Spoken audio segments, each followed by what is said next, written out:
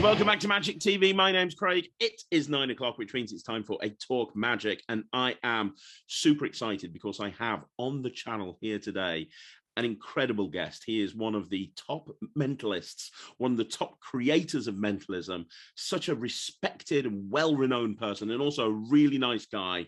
I've been a huge fan of his work for a long time. I've reviewed a lot of his material over the years. It's always sound. It's always really, really strong.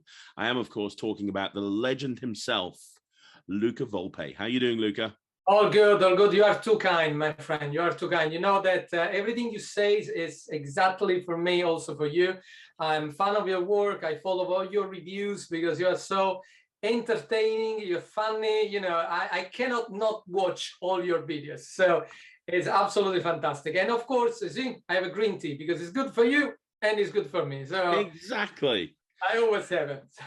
and you know what? I'm going to take this opportunity. I missed it when you first put it up, but thank you for reviewing Gossip. I really appreciate that. I only caught it recently, and you know, you had so many nice things to say about that, and that's so nice. I mean, honestly, you know, I've got a reputation for saying what I think. I genuinely look at you as like one of the top mentalists in the world, and for you to take something that I've released that's got kind of a mentalism sort of twinge to it, and you know, the nice things that you said, that meant the world to me, more than you could possibly realize. Yeah, no, but you know, I'm a big fan of things that you can put in your wallet, you can play easily around and stuff.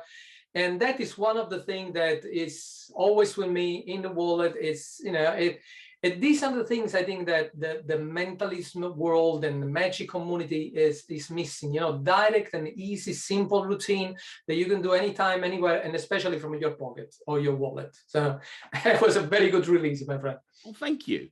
Well, you know what? I want to talk to you all about your life, your career, and creativity, and a whole bunch of different topics.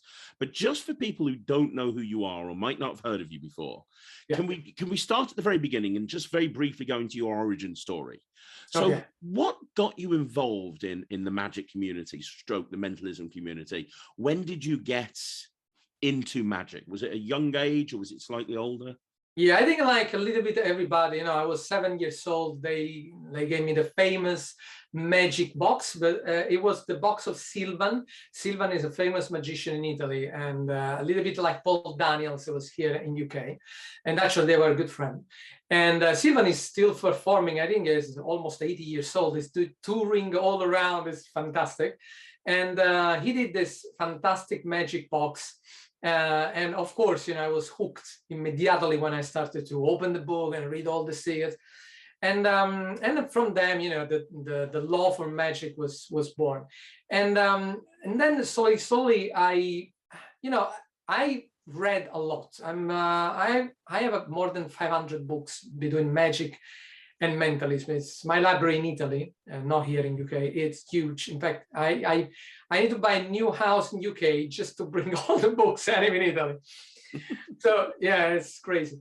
So but I was very, very I've actually read everything, even magic with K, like occult magic, everything, because my passion for the mystery art is huge, and continues today. You know, I still buy books and everything I can of any kind of general magic, and but a lot of these books, the majority of it was mentalism. The problem is that mentalism, I think, is the kind of art that you need to start to perform when you have a little bit of, quite a lot of experience in audience management, you know, magic in general, audience and shows, live shows, because it needs to be, it's more a mature way to perform magic. I mean, mentalism, you know. So I see now today, you know, many young people that they buy the latest electronic mentalist gadget, and the day after they promote themselves as a mentalist. So there is a big difference, because I think a proper mentalist, if you want to call yourself mentalist, you need to study. You know, you really need to spend your time on books, not even DVD, like, you know, the very old school things, because also I think books not only will help you to learn from a different perspective, but also will help you to create your own persona. because the problem is today when you look another mentalist, like let's say Darren Brown, everybody wants to be Darren Brown. Everybody start to talk as Darren Brown, start to move Darren Brown. They prepare the show, they do routine like Darren Brown. So is good for, empowering yourself and say, okay, I want to be like him. I want to do it good. But at the same time, it can be dangerous because it can easily be, you can become a copy. I understand at the beginning, when we all started, we all wanted to be David Copperfield. I remember when I started, because I did like illusion shows. I even did it. I had Craig, that was crazy. I had 150,000 euro worth of illusions. Wow. It was all illusion, original from Las Vegas, built by Bill Smith, Mike Michaels. I had an incredible illusion show that I had on the cruise ships, because I did for 13 years cruise ships. And I was doing illusion shows, and then in the middle of the week, mentalism. But at the end of the week, everybody was talking about the mentalism show, not because the illusion show wasn't good, but because mentalism is one of the things that make the people think. When you look at magic show, or especially an illusion show, you say, oh, wow, I had a motorbike floating in midair and disappearing in midair. It was huge, beautiful. But then in that moment, you see it, beautiful, fantastic show. But then you kind of forget it or say, oh, that was great.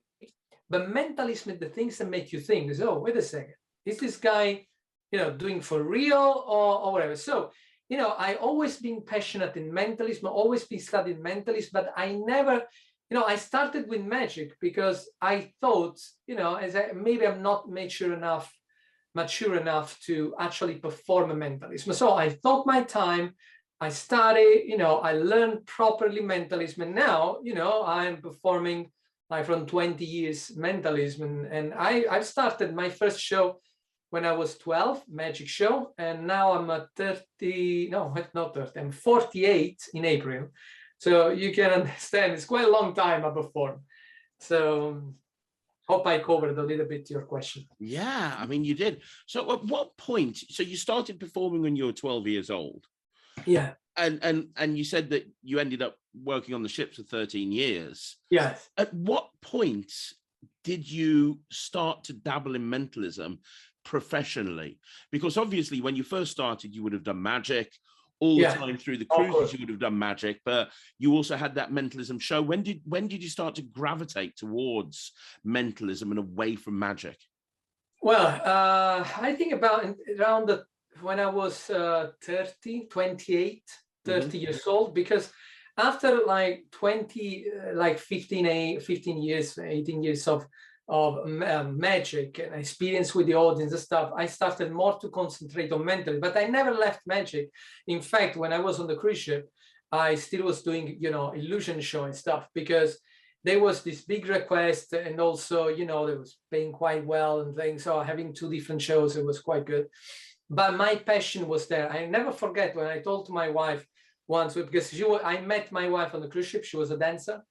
And I remember when I said to Rebecca, she wasn't my wife yet.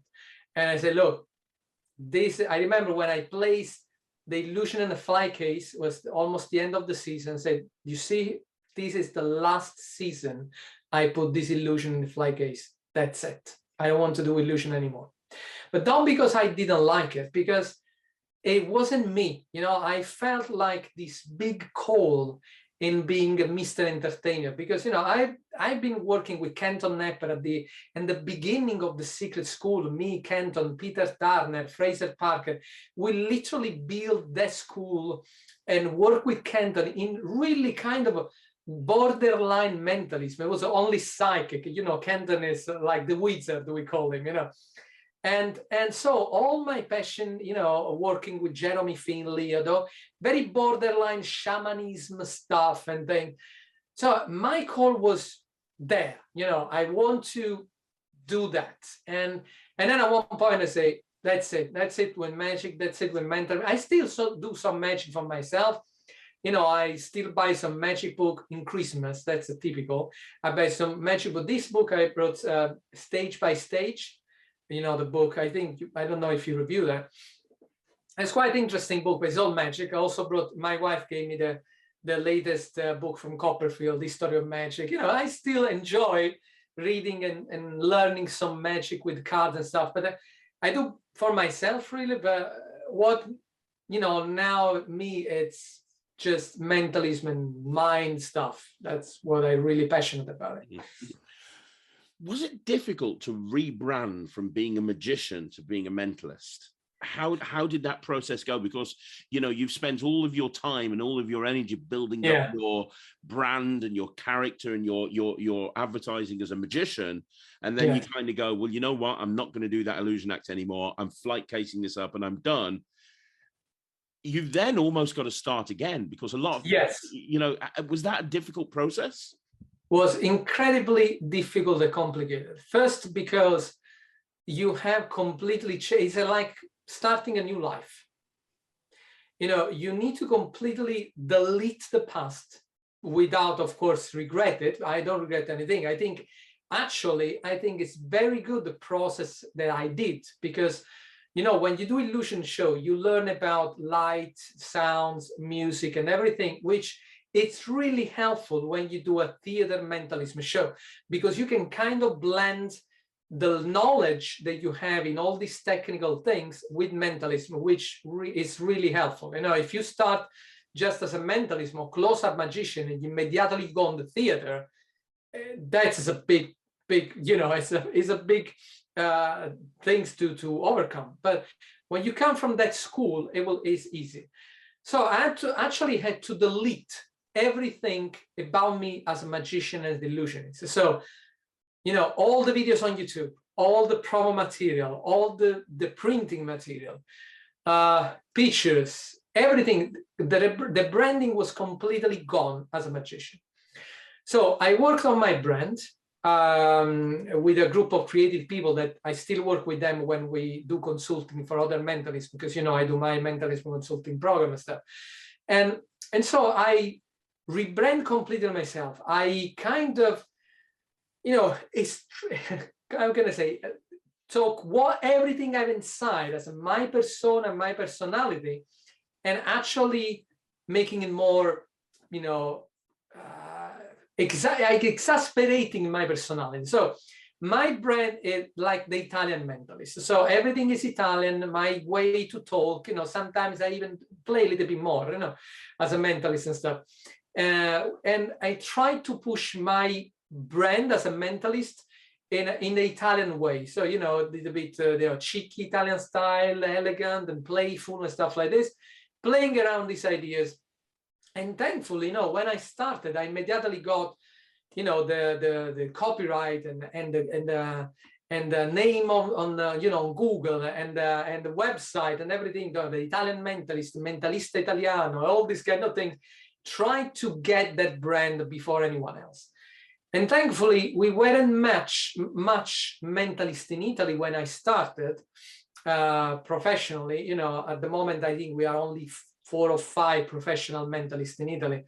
There are not many. I mean, with 60 million people, it's quite good. Not like in UK. In UK, there are quite many. And so at the beginning, it was quite easy to go and take that piece of marketplace, which I think it was quite important.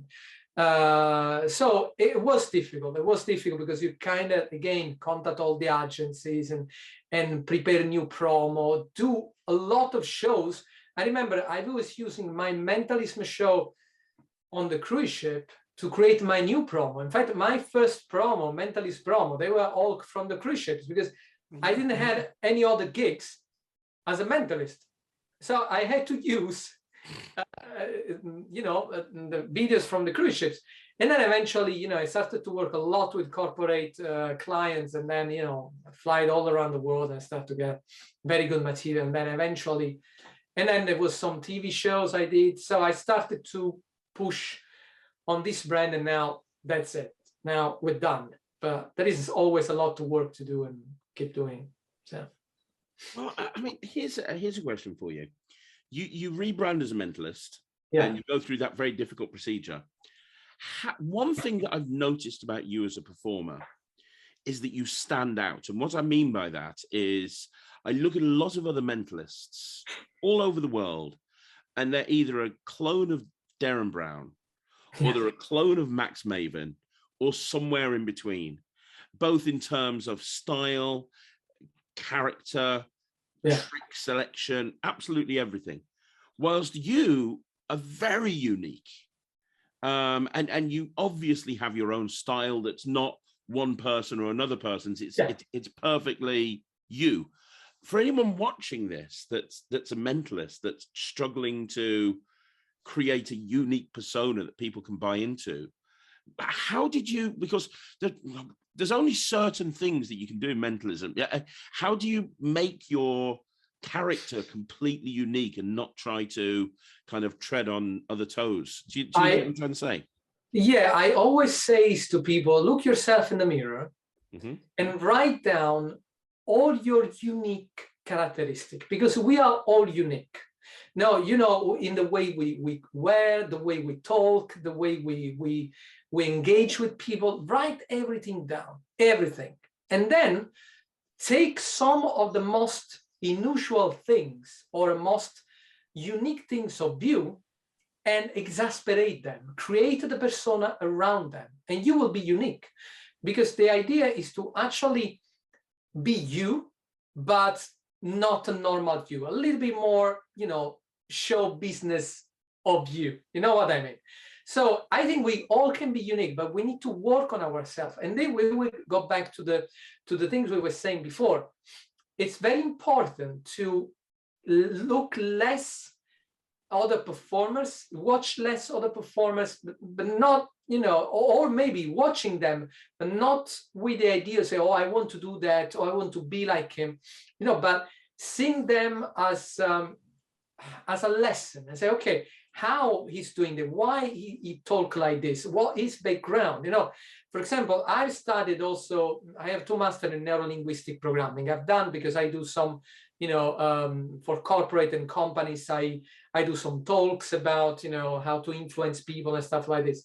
But I never used NLP like Darren Brown does on the show, you know, because he really pushed on that.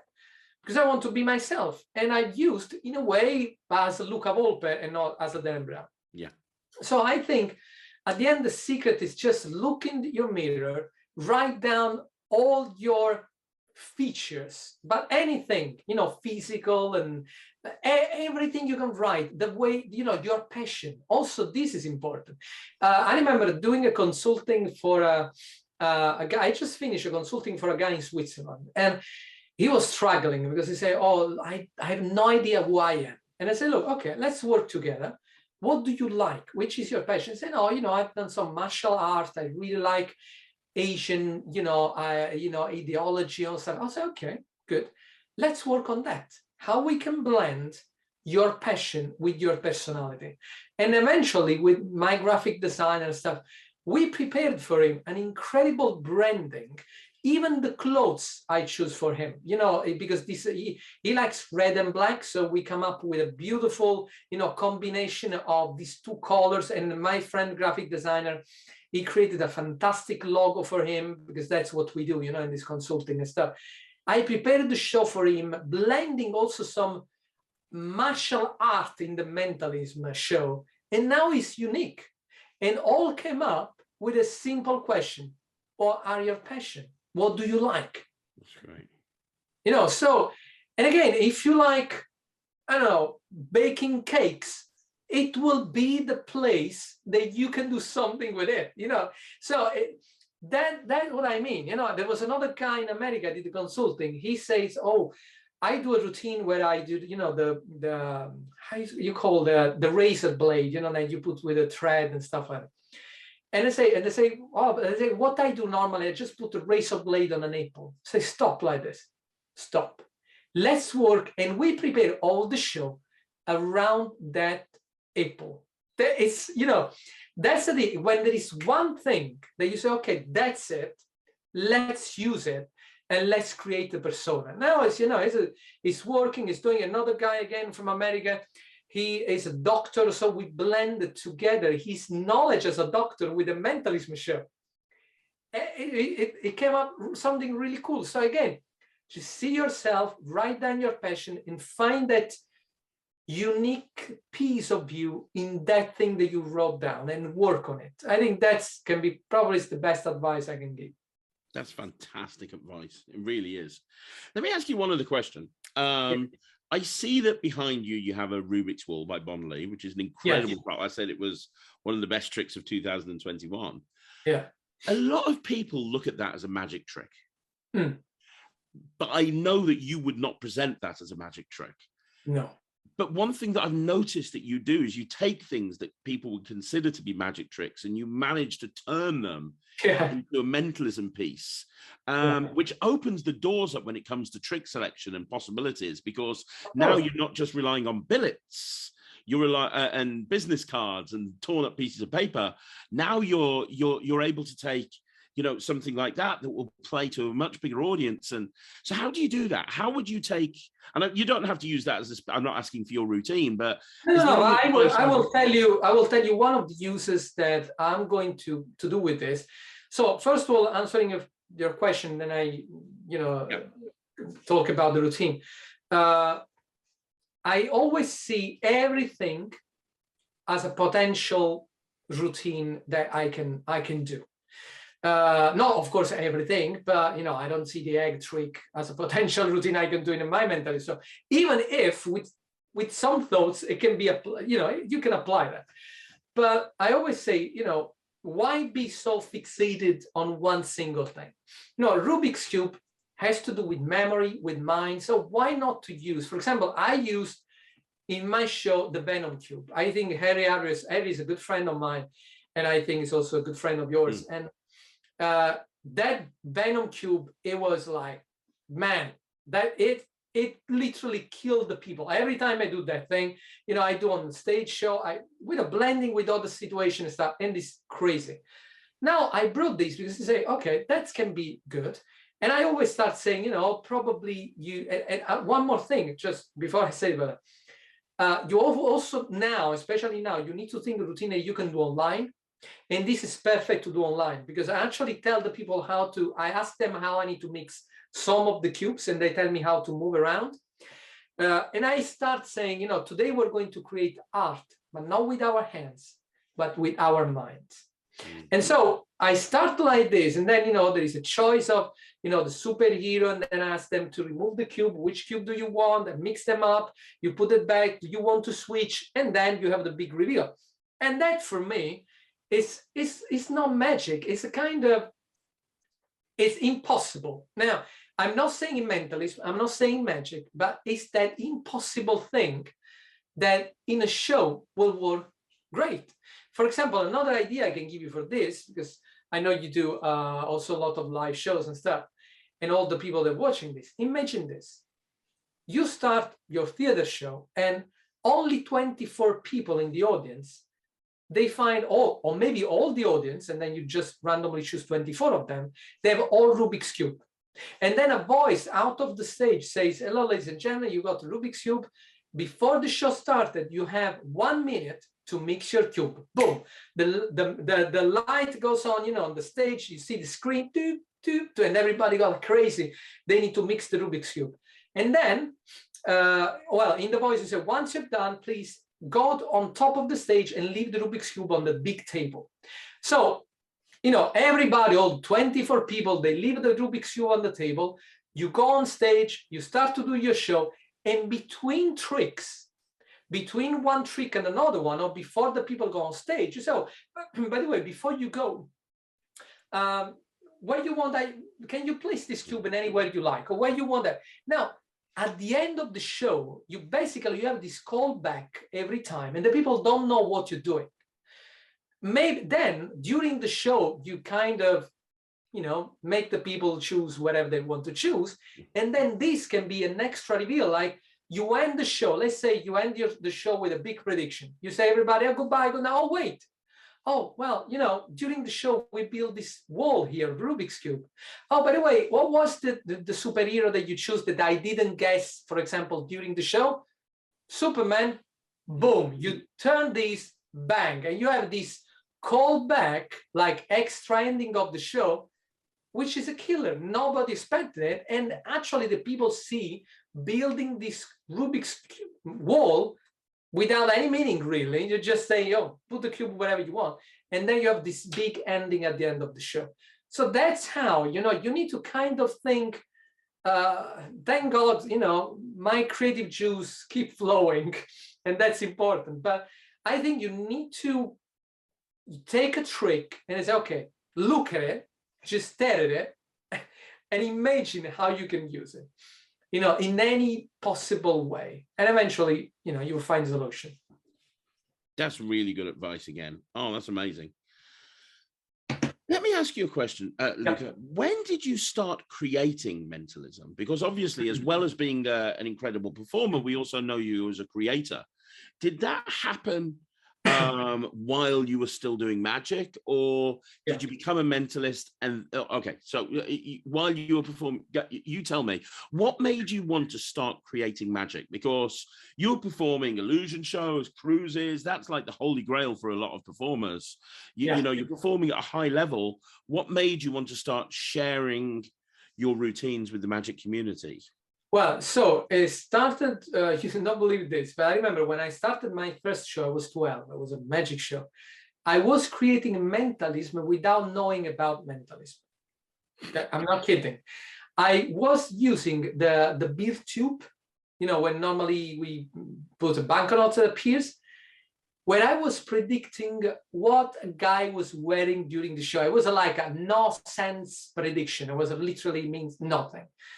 But I say, you know, that can be cool. If you know, I heard about this prediction thing when I was reading the mentalism stuff on the little magic booklet. But I was saying, oh, that would be nice to predict how. So, and then I start to come and say, oh, what I can use. And then I used the beer tube. That was the only thing I had, like, you know, at home. And so I always thought mentalism in a creative way.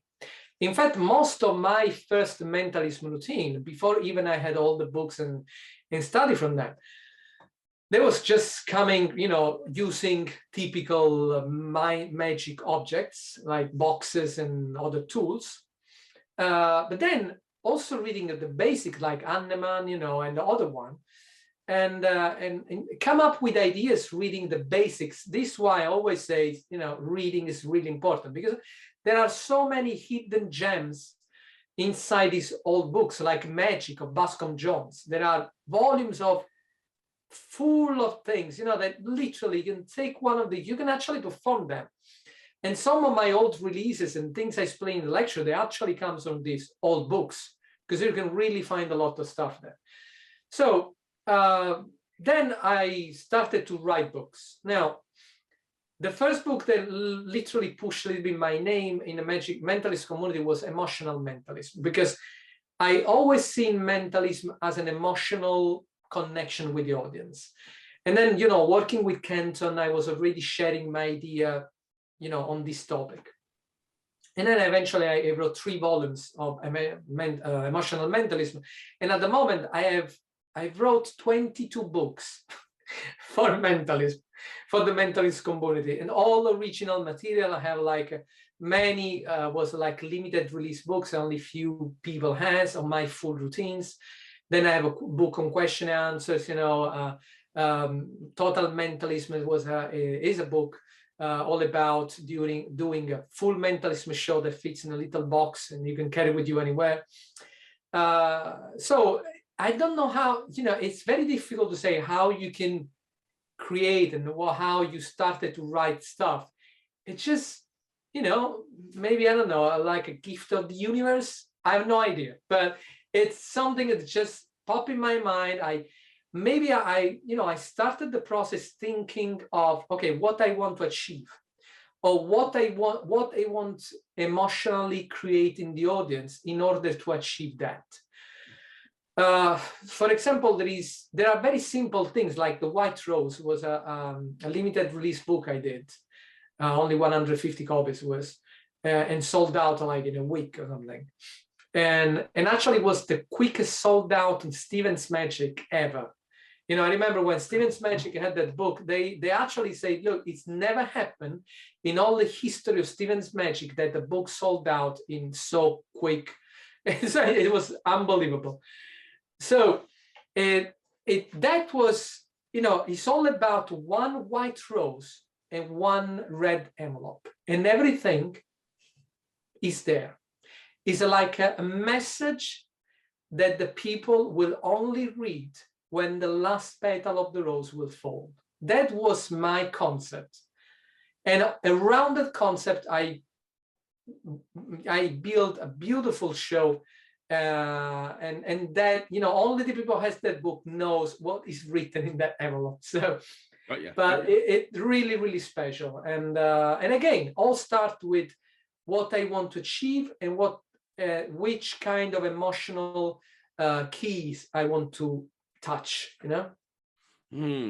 It's wow. Again, this, I hope people that are watching this are understanding that this is an absolute masterclass.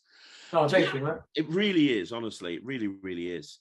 Do you have any advice? There's two things I want to ask you about creating. And the first one is, do you have any advice when it comes to publishing material? And the reason I ask that is you've published so much material over your career. Sometimes you've done it through various different companies. A lot of time it's self-published through your own company. Yeah. A lot of magicians and mentalists that come into magic, they want to be a creator. That's their ultimate goal. We put creators on pedestals, you know, and it's kind of like that's the goal for a lot of people. Do you have any advice on people that are coming that are in the industry that want to create and release their own products? As somebody who's done this so well to such a very high level. So first of all, thank you, very kind. So first of all is when you release something, perform it first. This is the most important thing. You see, I work with Paul McKay, and by the way, thank you very much for your review about the mind process. It's really appreciated. Right. Yeah. You know, Paul and Alan Wong, I have this team of people working with me. And so when I have an idea, I share with them. You know, Alan, you know, he's able to build anything. With Paul, we have this, we share idea. And then I have the great support from Murphy's Magic. For many years, beautiful people that are, you know, we're very good friends, and they're part of the family, really. And I have to say that without working with, first of all, I say, try your stuff, you know, like with the TBC box. Now, the TBC box is a box that we know what it does. And I created that when I was in cruise ship. And the funny thing is that I created a very raw version of it. And I worked so much with that I knew that there was the one-of-a-kind box of that type that can do things that not other boxes can do. And it's a really useful tool. And I remember when I released a private releases with Paul, and I tell you, like Luke Germain, Colin Cloud, Keith Berry, big names in mentalists, they've been using that. I think Darren Brown also has one. You know, it really was, I mean, not innovative things, but why? Because I put everything I know about it, you know, all the uses I did, all the routines in the booklet, everything. That thing only, that object, it was like years of work on it. So every time I do a release with Paul, with Alan, it's never something that has not been tried before. You know, even the Mindset Pro, I had like, and I still have here, cardboard set done by me using online and or with people to test how was the, and I say, okay, let's put all the set together now that we know everything how it works, but of course with good material, you know, in plastic and stuff. So, and also we always try to keep our level, both in quality, in packaging, you know, very high. We never release anything that I never tried before, and that is not how we really want it. Because, you know, sometimes it's, even in the little zipper inside the TBC box, we changed 3 of them because I wasn't happy with the color. I wasn't happy with the position. we really look at everything we can in order to bring out good material. So first thing, try everything you want to release. Don't release just because you want your name out there or because you want to make some quick money. And actually, this is a big mistake, because if you get someone like Craig that put in the bin your release, you don't sell anymore. So, and you lose your, your name on the community. So you need to try everything, check the material, and also one important thing, Craig, they need to do their research, because, it's almost everything has been invented. So every time you have an idea, call the people that knows more about you and say, look, I have come up with this method, this move. Do you know anything about it? We need to give credit to anyone? Because even if you use another method in your release, why not to call and ask and say, look, I'm going to do the release. Do you mind if can I credit you? Fine. No, I remember I was releasing something which I didn't know Michael Weber or actually did already before. And I immediately knew it, but I have a great respect for Michael. We are a good friend. He's, he's a genius. And every time he's open his mouth, it's like gold pouring from his mouth. So, so as soon as I knew that, I said, we were going to produce it. I immediately removed from the producing circle, losing money from it, but just because I know it was Michael, that's it. We don't do anymore. Whoa, that's a difficult decision to make, right? Yeah, it's a difficult decision to make, but the money, I always think the money you lose in that moment are the money you will make double after it when you do another release. Because first of all, you get respect in the community, and that's very important because you respect others. And that's a very important point. Respecting others in the community is so important, because otherwise, people will start, okay, this guy just copy that, they don't ask this, don't ask that, and the people start to look you in a different light. And so this is not good. So this is why always do your research, try everything you can, and check your material before you do anything. Wow. Again, great advice. Really, really is. And in terms of creativity, you've spoken about creativity, you've spoken about publishing. Yeah. Where do you get your ideas from? That's the big problem that a lot of people have. Inspiration, finding that initial spark. I spoke to a quite well-known creator a couple of weeks ago, and who hadn't released anything in years, and he said, I've just had mental block. Like I just sit there and I just can't think of anything. As somebody who's released so much magic, do you struggle for that, to find that inspiration, or do you ever worry that you've run out of ideas and the well has run deep, or do you have a method for creating sort of inspiration out of nowhere? Yes. Okay. So I scare like all the creators. I always say, look, I don't want to lose my creative juice. That's what makes us creative, and that's very important. But I always also see, and I say, okay, what I really need, what the people ask, what the marketplace needs, which I can actually give value, what kind of value I can give to the marketplace, to the mentalist community, what the people needs, what are the problem, and how I can solve them. So, for example, the TBC box again, all the box does what the TBC box does. No, not the TBC, what the normal boxes, because this goes on YouTube, so I need to know how to say. But there are some boxes that does something that they always do the same thing, okay? So I say, can I do something with that kind of concept that will solve me other problems? I find a way, and eventually I created something unique.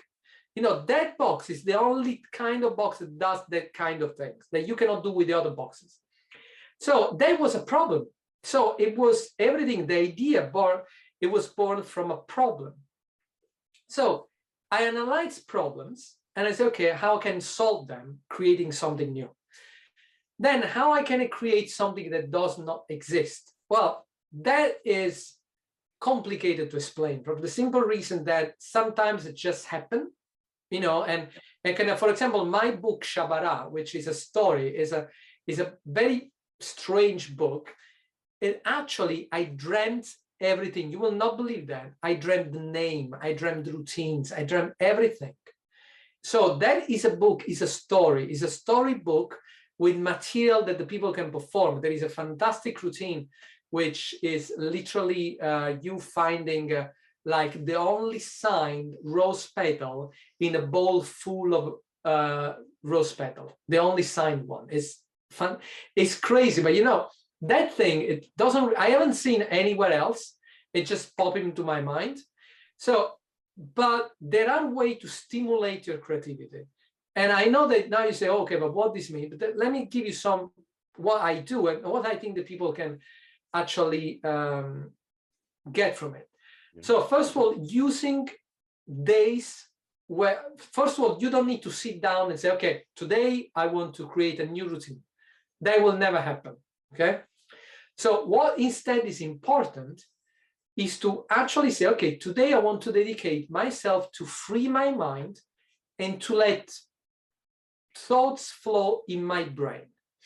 And I do this eating well, with exercise, and with meditation. I know that looks like, you say, okay, well, what this means with that? But instead helps, because when your mind is empty of worrying and problems and tasks to do it and things to do it, you actually let your mind flow better. And trust me, if you sit and think and just relax, thoughts, they come to flow in your mind. And you start to actually have a flash of things. And for example, I just lately, I had an idea of a very old magic trick that has not been redone. And I talk with Paul and I say, Paul, can we actually come up with a story around that and bring this old tool in a new way with new material and stuff? So eventually we come up with a new idea. Like Renato Cotini called me a few days ago and he said, oh, you know, I find a very old video, like a counting sequence with the cards. Can we do something with that? And talking, because that's another important thing in the creation part, and I'll tell you in a second. Talking with him, we come up with a beautiful packet trick, which will be released eventually once we have tried some time.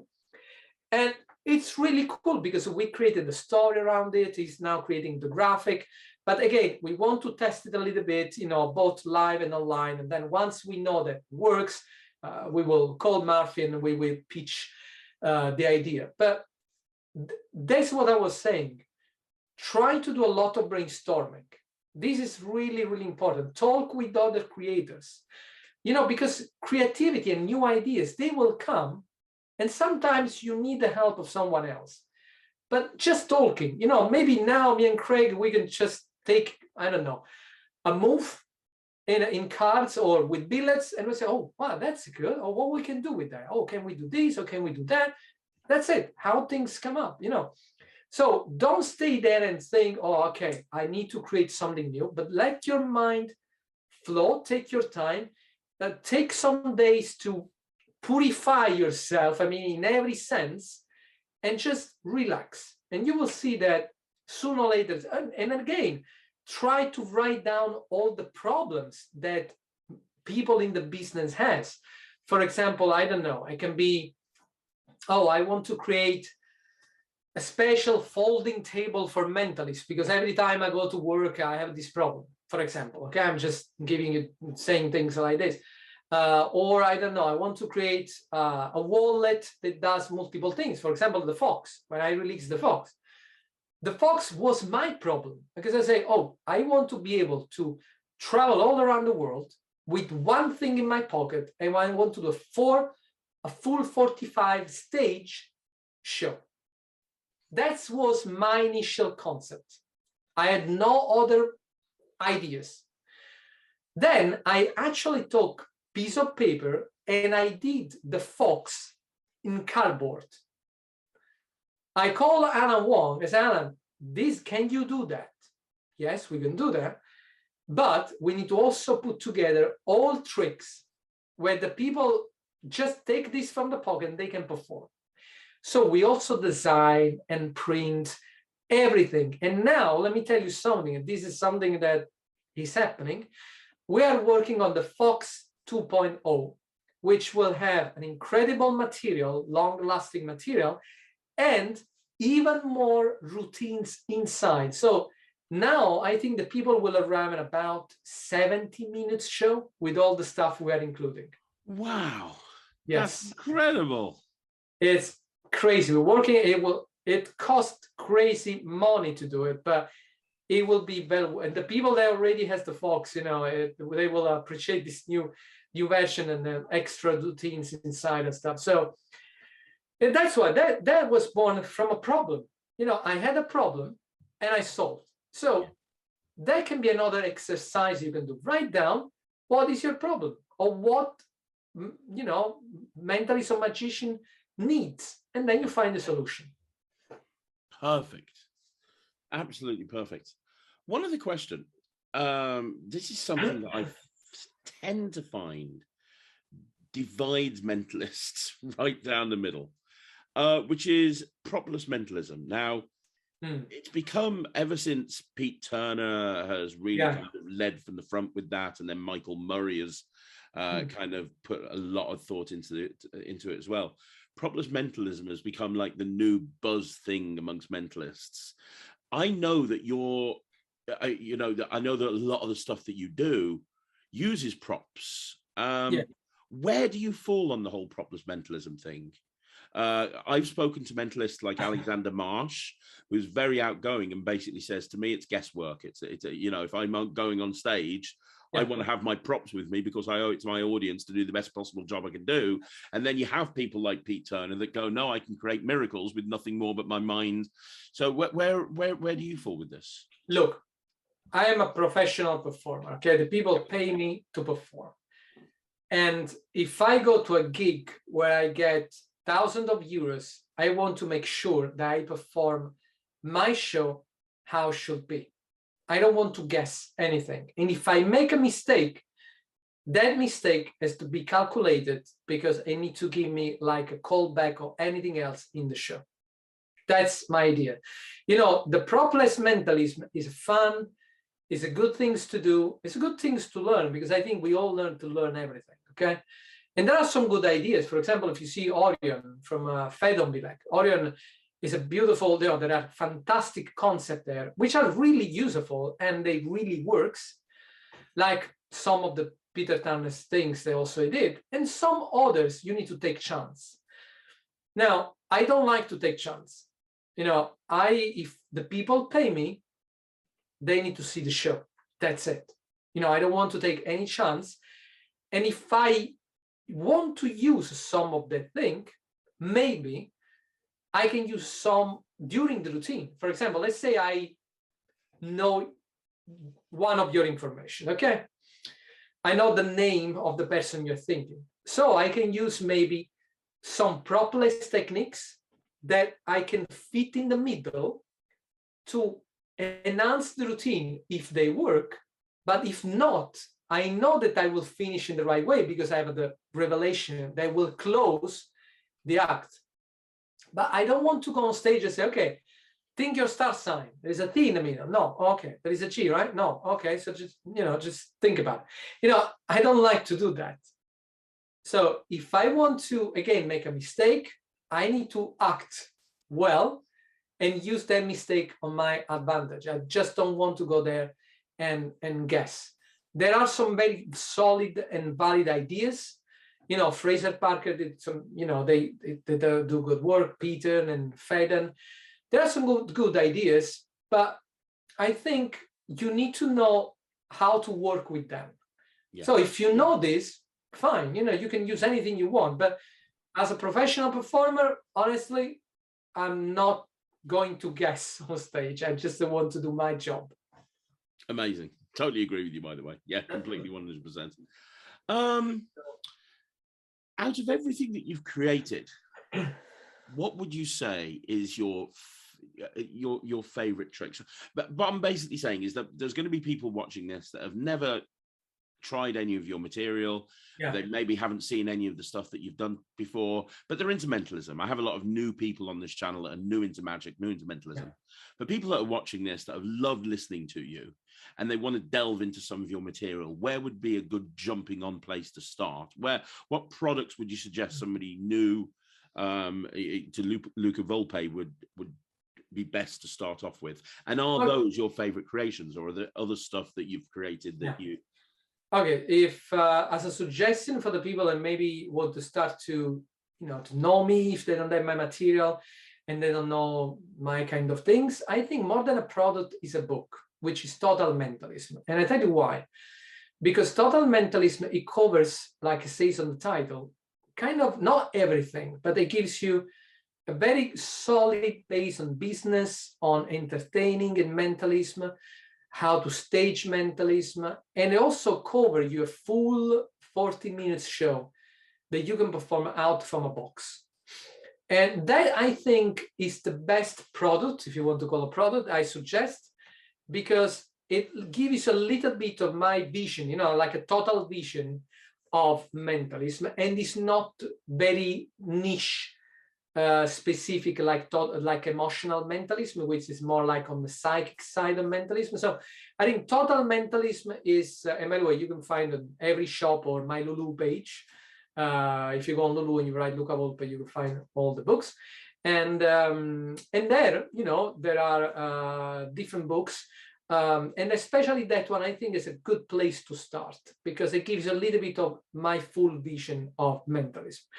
Then, as my favorite products, that's difficult because I'm fighting between the TBC box and the Fox. But I think the two together, they work very well together. So yeah, I think the Fox and the TBC box would be my favorite one. But to be honest, I always try to have every time a favorite one, and I tell you why. Because when you have a favorite, when you work always on your favorite one, you know that it's done with all your heart and with all your passion. And you know that when you share it, the people will love this because they can feel it. So if I say, oh, I don't like that product, it probably means that I've done just to make some money. But when you do everything and you think that everything is your best piece of mentalism, every time the people will feel it and will appreciate it. It's like we say, live every day as the last day of your life. And I always say, create every release as your last release. So it always needs to be the best of the release that you can do it, even if you will do more in the future. But always think that it's your last release. So you want to give the best of yourself. That's really good advice for any creator. That's fantastic. Thank you. Now I know that you're nowhere near releasing your last product, though. You've mentioned a couple of things that you've got coming up. Is there anything else, like 2022 or at the start of 2022? Yeah. Are there any particular projects? I know that some of this stuff is going to be shrouded in secrecy, but is there anything that you can share with us that's coming up this year that we should get excited about? Yes, there is. Well, of course, the Fox 2.0, which is beautiful. And when would that be coming out? Well, we're still in the processing of making, with the new leather and stuff, all better than me, that takes time for this kind of stuff. But it will take some months. But we are working now on, and I can tell you this, my super favorite opener routine, which is the Lucky Envelope, which has a new life, because it will also be added something that I use in Penn and Teller Full House. And so we blend all these two things together to create the very full opening routine. I've been using the Lucky Envelopes on stage and cruise ship from years, on online shows. So it's a really, really overworked routine, and it's super easy to do. It works. That's one of the real worker that will be out this year. And then we have another classic reimagined, which is fantastic, but I cannot tell you more. And then I'm actually working with Paul right now on another big secret things. It's really good. You know, it's another classic. You know, there are so many good classic things in mentalism and in magic that we completely forgot. So sometimes I say, okay, can we do a lot more with it? So the next release after the Lucky Envelopes, and by the way, the Lucky Envelopes will be done with good material, you know, everything will be top notch as always. But the next one, we actually talk the basic concept, and we give like a completely new life in methodology, in material, and as always, you know, we also take care of the actual packaging. I know that people say, oh, well, why don't just squeeze inside a bag? Well, that's important too, because I think the experience need to be complete. You know, you need to get a package, you need to look at it, and you need to enjoy even in opening the packaging, because it's all part of the experience. So, you know, this is why it takes time, you know, especially with the Fox, because we need to put together all the single parts. You know, the same thing with the mind process. You said every single packet trick is inside a little container, and then the zipper bag. You know, we can easily put everything in a plastic bag. But we wanted to give that little things more, you know, even the logo on the tag of the bag. So, but I think people appreciate that quality. Thank you, man. I really do think people appreciate that quality. And you mentioned there, I want to bring this up very quickly as well. You mentioned Penn and Teller Fool Us. Yes. Which you did brilliantly, but also you've been on TV a lot. Like, you've done quite a lot of TV appearances over the years, not just Penn and Teller, but a lot of things in Italy. And before the camera started rolling, we were talking a little bit about your TV appearances. Yeah. Is there anything that any advice that you can give people watching this, that, you know, that want to get on TV and they want to be able to do what you've done throughout your career? Is there any advice that you can give with that? Well, being on TV is not easy, not just because you cannot go in TV, because there are many situations that you need to go through, but you need to pay really attention in not screw up with the first TV appearance. And I mean with that TV world and performing in TV has a completely different timing and, you know, process than performing on theater, on close-up or wherever. You know, TV is very quick. It's not only you. You have in front of you people telling you 2 minutes, 30 seconds or whatever. They distract you all the time. So my best advice is to prepare a series of routines which are direct to the point with the minimal process as possible. Because that's what TV wants. TV is very quick. People have no time to follow a long process. Like, okay, do 2 packets of cards, and divide the then number by 3, and go put the cards from top to the bottom. That will never work.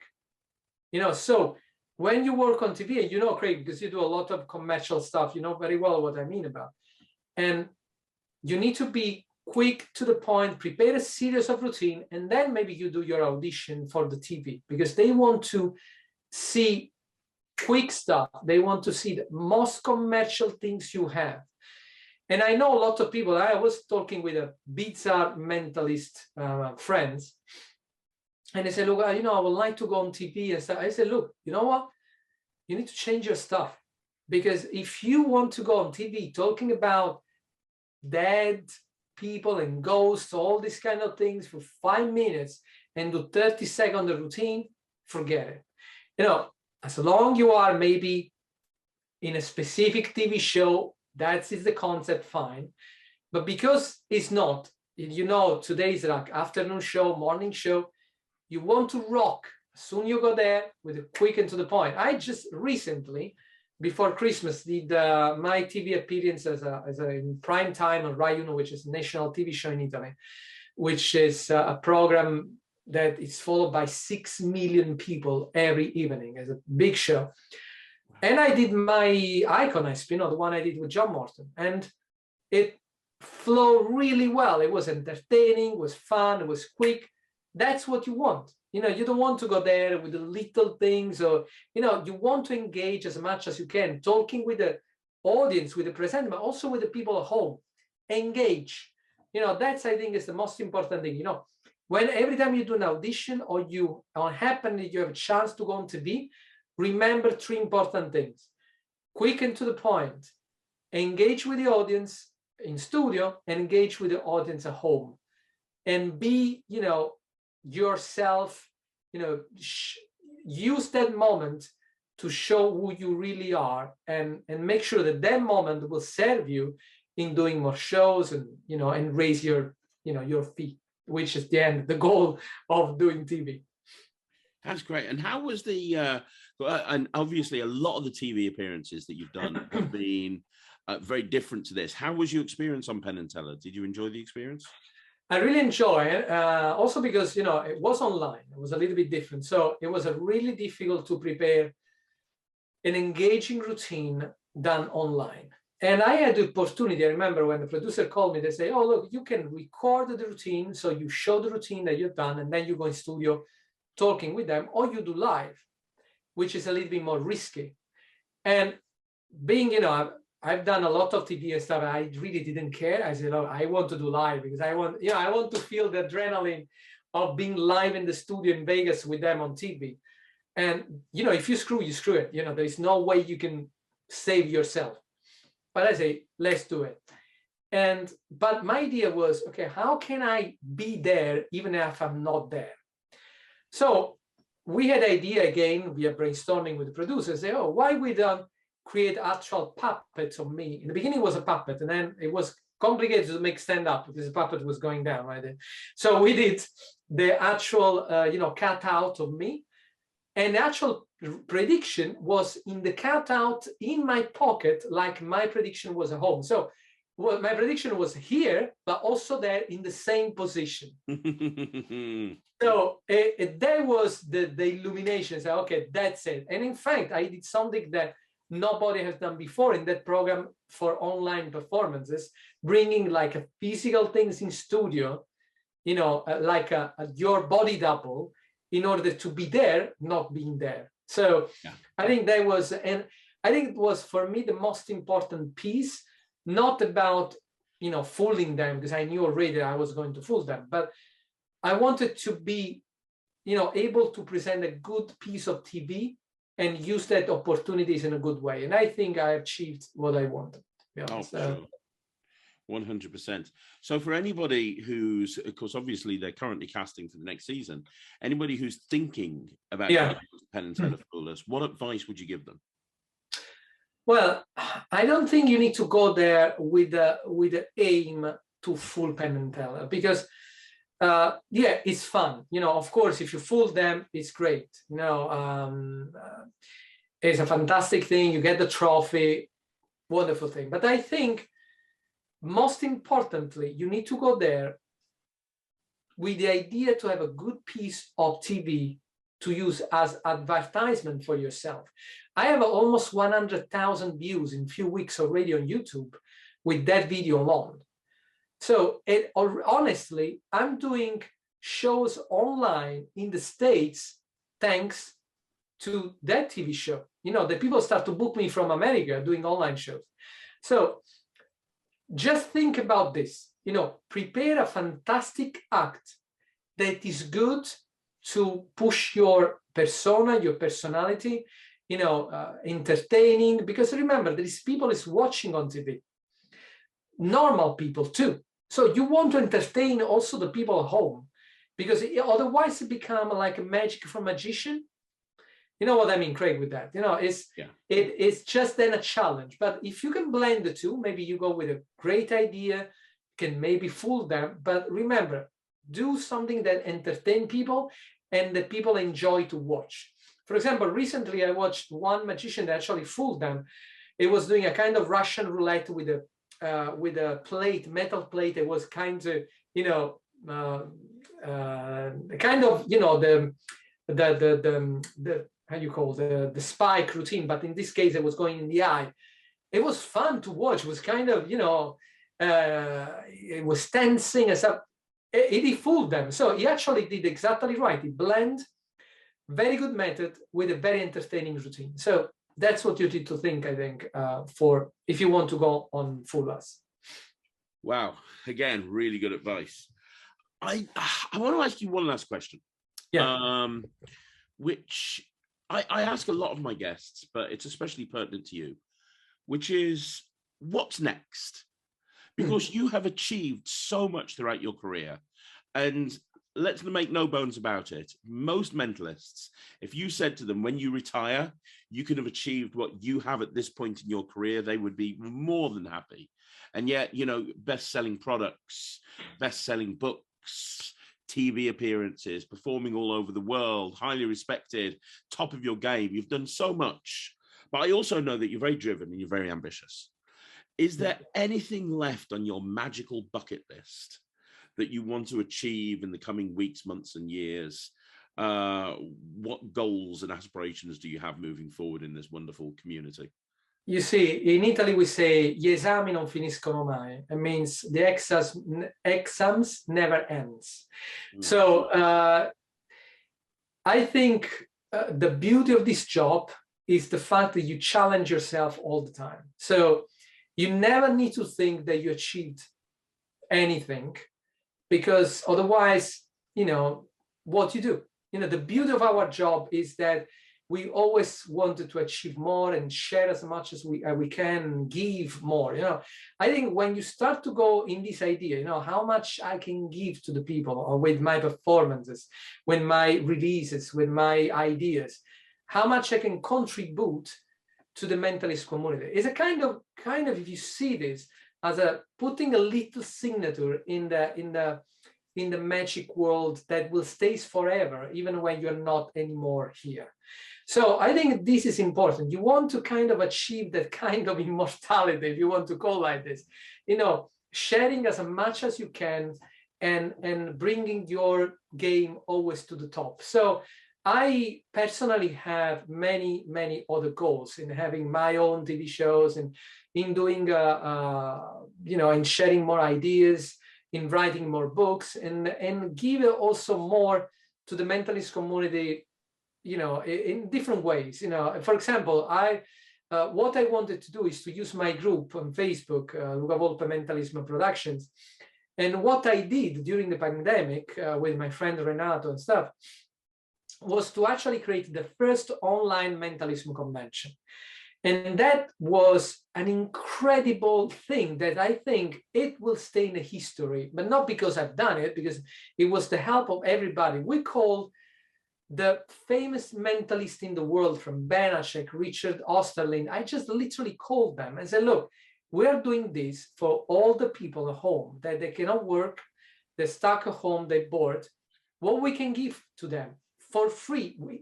We didn't get any money. Of course, the people say, look, you know, I say, look, advertise everything you want, you know, your products, whatever. And we had, I think, about 30,000 people connected from all around the world. 24 hours of mentalism non-stop.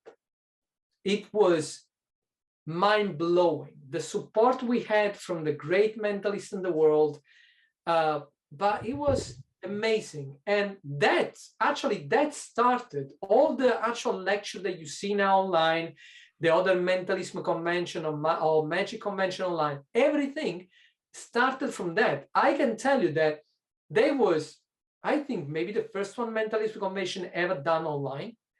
And then, of course, other things come up after that. But that was for me a given. You know, it wasn't for me like an ego thing to say, oh, I want to be. I honestly did. I literally wake up in the morning. I say, Renato, we have to do something, because we need to help all the people in the magic and mentalism community. What we do? Boom, that's it. The first, you know, the mentalism online convention. The group now is populated by 4,000 people on there, 4,000 people on Mentalism News.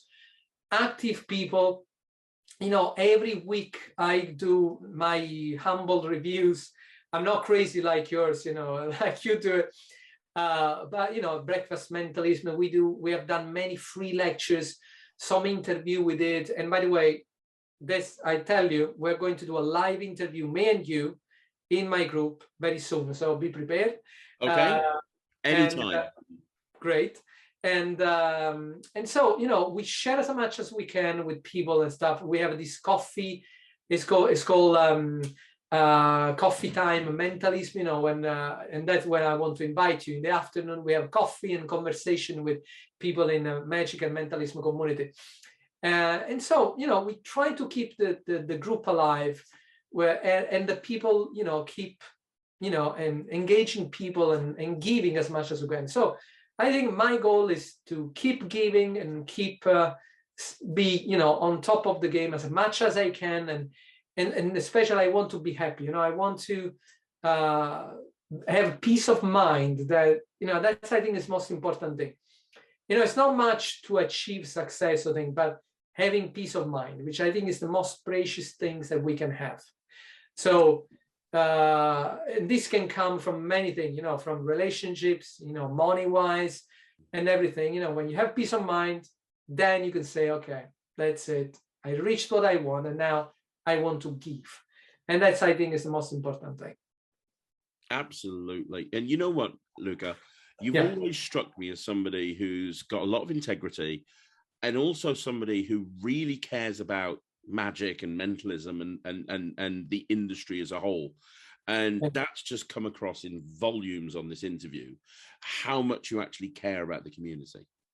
Thank you, man. Thank you. And again, it's because I try to be in other people's clothes, you know, and I say, okay, what I'm missing, what I really want. So I try to put, you know, and do things and put things in place that I want normally, and I want to share this with people. And I think people get the idea now, because we're really trying to do everything. In fact, sometimes me and Renato say, oh, what we can do. And we even did what's in my mentalism bags. And I asked people to share, you know, their bags with the mentalism stuff in it, just to do things that the people enjoy anyway.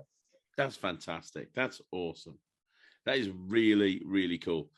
Thank you. I'm going to wrap this interview up, because I know you've got a show to go to. I'm going to ask you one last question, and we'll wrap the whole thing up. The final question I'm going to ask you, you know, you mentioned there about putting a virtual mentalism convention on. And I know that later on, one of the reasons I have to wrap this interview up is you're doing 2 or 3 corporate virtual shows. Yes. Can I just ask a question about your virtual performances? Because when the pandemic hit, some people diversified into virtuals. Other people said, oh, I'm not going to touch it with a barge pole. As things have opened up, I've noticed some performers have moved away from virtuals and they've just focused on live entertainment. Other people have tried to keep their foot in the door with virtual performances and are offering both live and virtual sort of. And that's something that you're doing. And do you think that's an important thing for a full-time professional to do, to be able to offer that virtual? Do you think that it's going to stay as an option for corporates and people for a long time to come?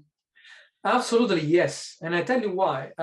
Look, I've been one of the first mentalists, I think, in Italy, to actually have the title and the poster of the show before actually having the show, because I knew that this was going to rock. And I've done, until today, I think 122 online shows with big companies, you know, Amazon, you know, Pfizer, many, many big companies. Now, I think what stays, and I tell you why. Because first of all, it's a very valid option for any corporate meeting, because meeting, they always been done even before the pandemic, not only live, but also online. Because of course, if you have people in Japan, in Australia, wherever, you cannot all invite in one place in UK, for example. So you have to do meeting online. And most of the time, these meetings are quite boring, because, you know, the people stay for hours talking about business. So they discovered that adding that 30, 45 minutes show inside of it, it was kind of break a little bit that flow, that boring flow and stuff. So that is one of the options. Another thing that I noticed, for example, the show I'm going to do after our interview is a birthday. It's a private birthday, birthday, and I have a corporate later. But this is a birthday, a family. They want to enjoy a show in their home. It's a kind, if you think about it, it's a luxury, because you actually have a performer on demand coming in your home. You're maybe in your pajamas, okay, with popcorn or whatever, and you are engaging live with a performer. It's a private performer for you. And this is something that you cannot do live. Also, if you want to do live, how much will it cost to call a physical, performer and comes to your house? Imagine all the expenses. Now, for a fraction of the price, you can have the luxury to have the performer in your home working for you, for your family. And this is quite cool if you think about it. And it's not only during the pandemic. How many times before the pandemic, maybe we're at home, bored with our family, friends, eating the pizza that we call a home, watching a movie? No, now I can call a performer and he can do the show for us. And we can be entertained live in the house. So think about it. You can connect the computer to a big screen. You're done. You have in your living room like a full live show. So these are options that will stay 100%, because anyway, people have invested also in technology. After the pandemic, it's not that people take the camera, they throw out of the balcony. All the switching and stuff and TV and computer. People have invested in this, performers have invested. So keep your investment on. My page now on my website not only have the live show, I also advertise my online show for meeting, online meeting, live show, private parties. Why not? It's a fantastic option, not only you as a performer, they will bring more money, of course, also for the people, because again, it's a very luxury thing if you think about it. Plus, you can make the experience even bigger. I know my good friend, Dan White. Dan is a very successful magician, worldwide famous magician. He did this show with, the Magician with Tier 11, and he moved that show online. That is a fantastic and successful magic show. If you haven't seen it, make sure you see, because it will blow your mind. Keith Barry, my good friend. Keith, he has an incredible successful online show. And people really love it. There is people that even if they go out, they just take one night, they pay the tickets and they want to see the show. Why not? So, I think it's a very good opportunity. I think you're one. And I don't know what you're finding over in Italy, but over here in the UK, we're having a lot of corporates that are organizing hybrid events. Yes, exactly. Some people live, but people streaming from all over the world, and they're wanting virtual entertainers to come on the big screen at the event, but also to be streamed to everybody all over the world as well. So I absolutely. In fact, in February, I have some hybrid event in Milano, where there's this big screen, green screen studio with 10 people there. I think it's the CEO of the company and some other assistant, and then the rest is all connected online. So, and again, big TV studio and video production studio, that now they have these huge rooms where they do hybrid events, and the people actually love it. And you can enhance your experience sending people home boxes. You can create your luxury magic box and send to people home, and the people can engage with you. You can have, I don't know, deck of cards or pendulums or whatever it is. So it makes all the experience even bigger, so why not? Wonderful. And you know what, Luca, like I said before, I know you're busy. I'm gonna call this interview to an end, but this is an incredible interview. It really has been. Thank you, my friend. Thank you. If people want to buy your products, where can they go? I'm going to put the URL down in the description. Okay, so all my books are on the Lulu page. Just go lulu.com/spotlight/Luca Volpe. And then, of course, for all the magic props, we have some specific ones on psychic mentality with Paul McGuy, and then all the rest of the worldwide released one you can find to your favorite magic shop, because they're all distributed by Murphy Magic Supply, so you can find everywhere you want in your best and closest magic supply. And you spoke about your Facebook group, which is a really vibrant group where everything's popping. What can people search for on Facebook in order to get to that group? Luca Volpe, Mentalism Productions. You just go there, you will find it. Make sure you answer the questions, okay? Because I know there's some sneaky ones that are not magician or mentalism. And that's one important thing. I really protect mentalism. I don't like to do reviews, especially for mentalism on YouTube. I know you do, your reviews on YouTube, but I think magic is a little bit different from mentalism. Mentalism is, I want to keep the secrecy, especially because there are methods that are so important that, magic, you have like a table that does something, we know it fine.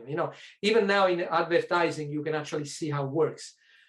But there are some specific things in mentalism which they have to be hidden. They must be there, and nobody needs to know about it. So I try to keep everything hidden. In fact, we talk about methods in the groups when we do interview. For example, when I interview people, we openly talk about methods. And I know there's people that sneaky, they try to go in. So I say, answer the question and you will go in. So I'm checking on you, okay? But they're fairly easy questions to answer, to be honest. Yeah. Very, very easy questions. But again, I'm Italian, so I control everything. Okay. That's amazing. And finally, if people want to follow you on Instagram, Luca, are you on Instagram? Yes, Luca Volpe Official. That's my Instagram. And actually it's quite cool because there are a lot of videos and picture optical illusions. It's quite nice. And then, of course, Twitter, and the website is lucavolpe.com. That's it. And from there, you can go everywhere. Amazing. Absolutely amazing.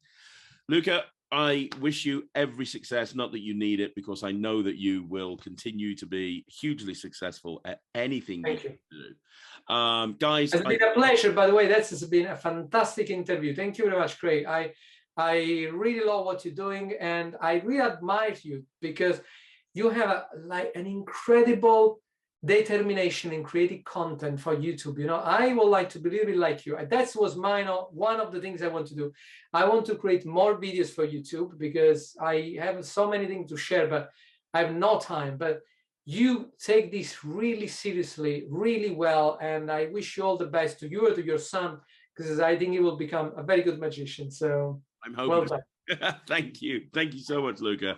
It's a real pleasure, and I want people to leave a comment down below. Let Luca know what you think of the interview. He will read it, and please go and support this gentleman. Please, if you haven't already done so, buy his stuff, because honestly, you are one of the most honest, sincere, trustworthy people that I know in this community, and magic and mentalism is only the better for having you in it. So, thank you very much, my friend. Thank you.